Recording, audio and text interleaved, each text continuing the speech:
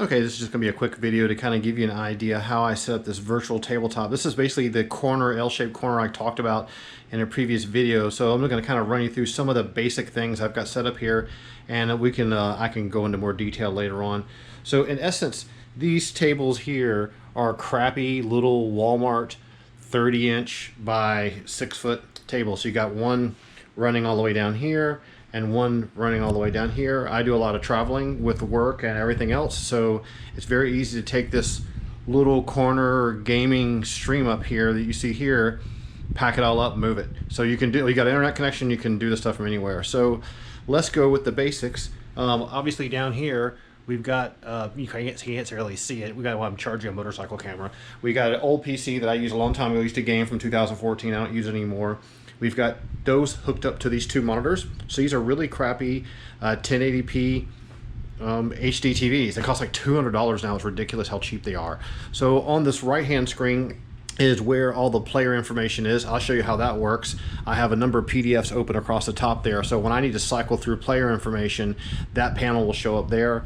This panel here in the middle is kind of like DM information or maps or static visual aids. And so that's mouse and keyboard here controls that. So this table is here, and there's my headset that I wear usually, phone, other kind of crap you need. And over here is the laptop, is the Alienware M15 that I'm running Unreal Engine on for. You can see it's in F11 immersive mode and game mode. And then over here is the actual TV, which is just laying flat on the table. For these tables, these crappy little Walmart tables, they're these, you know, complete crap gray plastic garbage. So I actually put, you know, like crappy little $5 blankets, double, and then I just bought some kind of cool looking interesting fabric from Jerome Fabrics. It costs like $5. So when I'm playing, basically I'm controlling everything from here. When I make videos, I do it pretty much from here and just lean left, doing whatever I want to do. So you got, you know, tokens from a long time ago, you got boxes of minis that you think you're really going to need, you got your dice you're going to roll. Now this TV setup itself, let me show you what that looks like from the construction perspective, and then you can see whether you want to do it or not. So these are just some minis I made from the Rise of Ayaz, and I'm doing this with my motorcycle camera, so if it's not too jerky. So in essence, this is a TV. This is a piece of plexiglass, okay? So I just went to, you know, Lowe's, and I obviously measured it first. I measured the inside face of this television. So you can see this right here. So, and it's pretty much within 1/16 of an inch.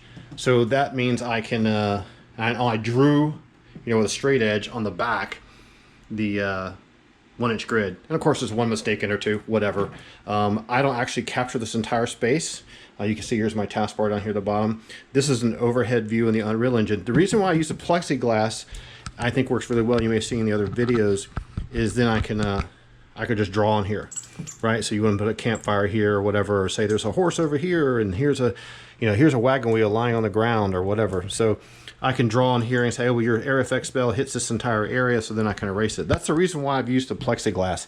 I've used the plexiglass for a lot of my stuff in the past. You can kind of see here in the background where, you know, I have a Village of Hamlet map and the Village of Hamlet map, and then the Indigo Oasis map, which are on these little boards. And it's because I like to do that. And this is just for me to do chicken scratching on. So that works pretty well. So this is just sitting on the table. There's no fancy carpentry involved. It's just sitting on the table. The vents are here on the back of the TV so it doesn't overheat. I made a little bit of a gap here for the tables in the back so wires and junk can run down there. So an HDMI cable is just running underneath here, connected to this. You've got your old traveler books to hold up the little baby camera, which is, you may have seen. I'm not a huge fan of the baby camera, but you can zoom in close shot. If you have a long series of fights, it's kind of fun for people to see what the action is. I've used that a lot in a lot of my videos. Don't reach back over here very much as, like, you know, going to draw, drawing supplies, stuff like that. So here's when I'm sitting down, I'm kind of like, this is my perspective here, like getting up, you know, putting miniatures on a board or whatever. We're going to get some dice on the board, do what you're going to do. This kind of stuff is what's happening, right? Now, when I'm not standing up, I'm sitting down and I'm controlling this, which is OBS. So in OBS, I have a number of frames set up, and I'll show you real briefly how that works. This first one's just my, you know, cover screen, right? And then below I have this background clutter image. This background clutter image is always consistent. From there, I can turn on and off. You can see over here, I've got this area here roped off. not this whole screen. No one sees that, so I can flick between characters really quickly. So basically what I'm doing, what you see on the stream is I'm flicking through characters like this. What I'm doing over here on this side is I'm flicking through the characters like that. Okay, so in OBS you can obviously say capture a certain section of the screen, so that's what's happening with that.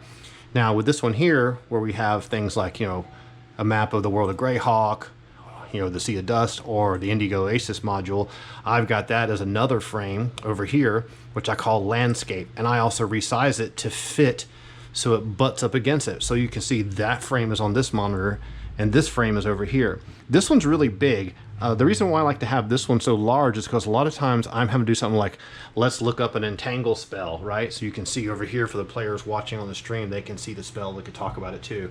Or I need a particular rule about rear attacks or stunned and prone melee attacks for AD&D.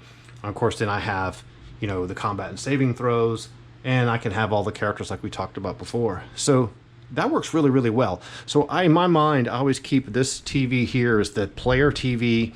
This is behind the scenes TV happening over here, and that gives me complete control over this. And all that's just pretty much with a mouse. All I'm ever really doing when I'm streaming stuff and talking or whatever is just using the mouse to flip between things.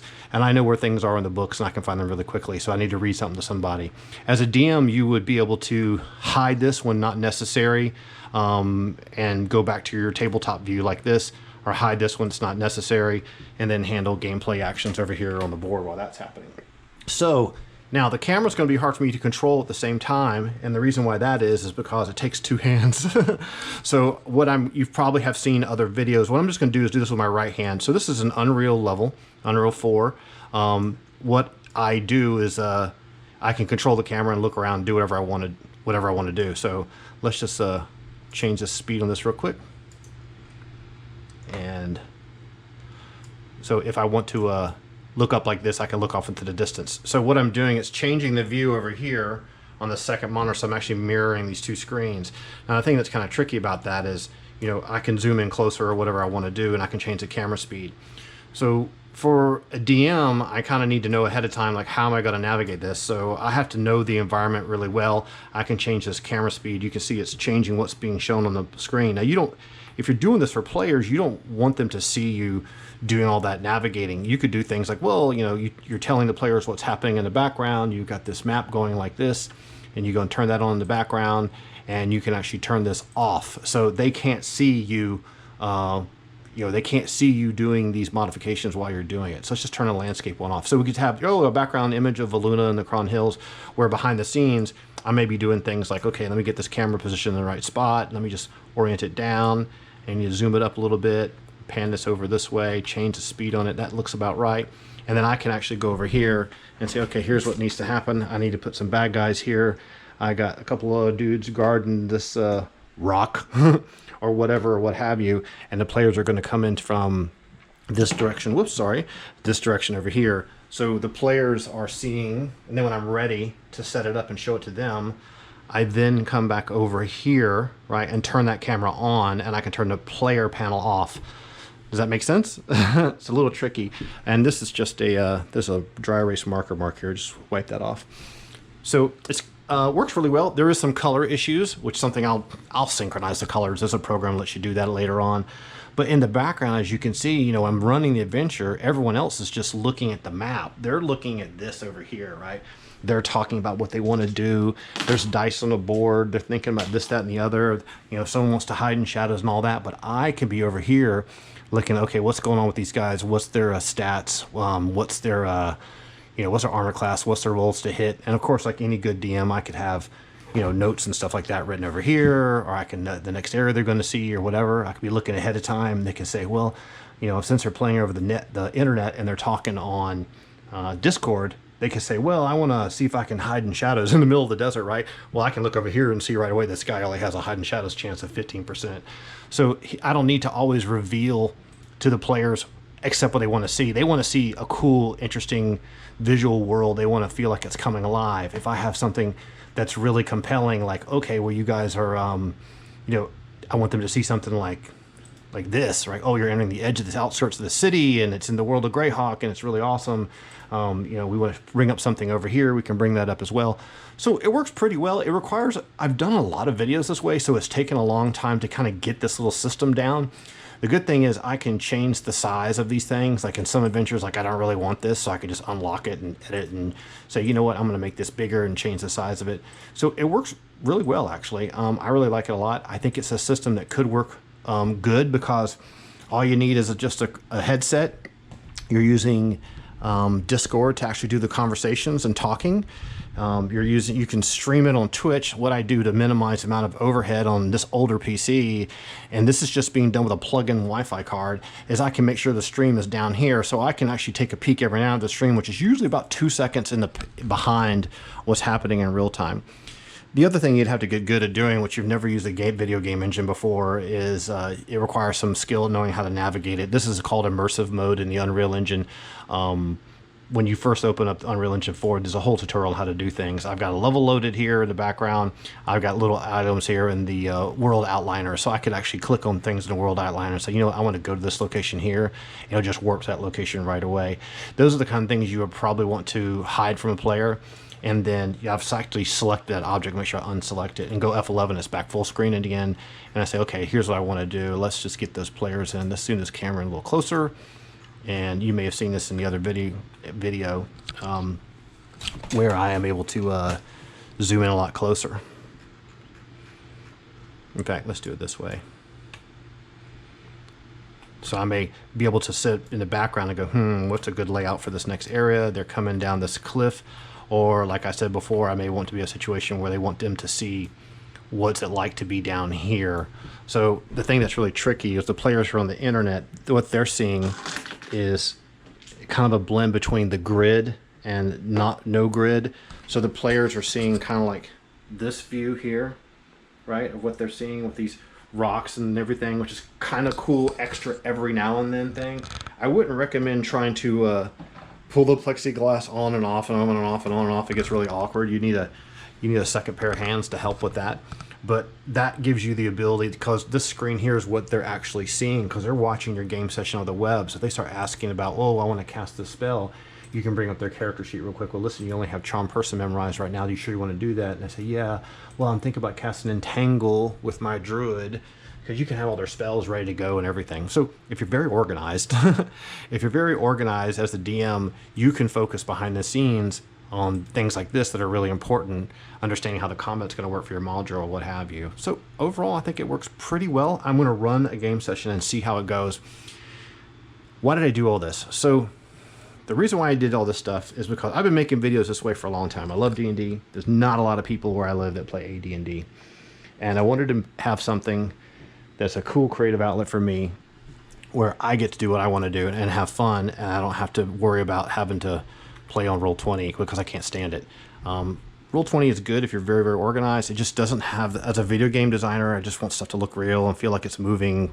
And if you look closely, all these trees are animating, the breeze and all that stuff. So I think there's a potential here. If you don't have a gaming laptop, I think it's just like a $2,200 gaming laptop, you probably won't work for you.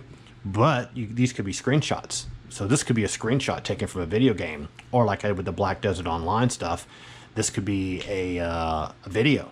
So it doesn't have to be this real-time environment like this. The only advantage of doing it this way is if I need to do an encounter out here in the middle, over these edge of these dunes or something, I can actually change the time of day and all this kind of business and show you what it looks like over here, like we did before. So I can go to another location on the map and change it, and we can have an encounter in the desert now, so then the players can see what's going on out here if you have a caravan or whatever. So that's pretty much the setup. I'm not sure how this video is going to come out, but yeah. So people have been asking, like, how'd you do it? What's the setup? How's it going? I know one person made a comment about they felt like they went down a rabbit hole trying to build all these things. I've been in the video game industry for a long time. You shouldn't be building this stuff. You should use the marketplace. The reason why I suggest you use the marketplace is there's a lot of free assets you can get from the Unreal store that are extremely high quality and high resolution. As long as you got a rig that can run, the editor. This is basically running the game in the editor. I'm not even running it as a freestanding exe. The reason I recommend that is it gives you the opportunity to download absolutely free content that's ready to go. Static meshes, environments, levels. There's even like treasure chests, gold coins, swords, Diablo levels, and all these kind of stuff, and just have an environment and throw assets in it. And then you can actually design a quick little one-shot just around what you have that's digital. So a lot of people are like, oh, I'm not going to build my entire... If you try to build a village of Hamlet, you'd be working on it for 6 years. It's not really going to amplify an existing store-bought module. What it's going to do is allow you to make something original that's just your idea. It lets you create, you know, if you don't have a concept artist to make concept art, well, guess what? Just pose the world's coolest screenshot, and there you got yourself a cover shot. You know, if you want to talk to someone about, you know, what it's like to be in the desert, you can have a screenshot and describe this oasis and read them the description on the oasis while you're showing them the picture.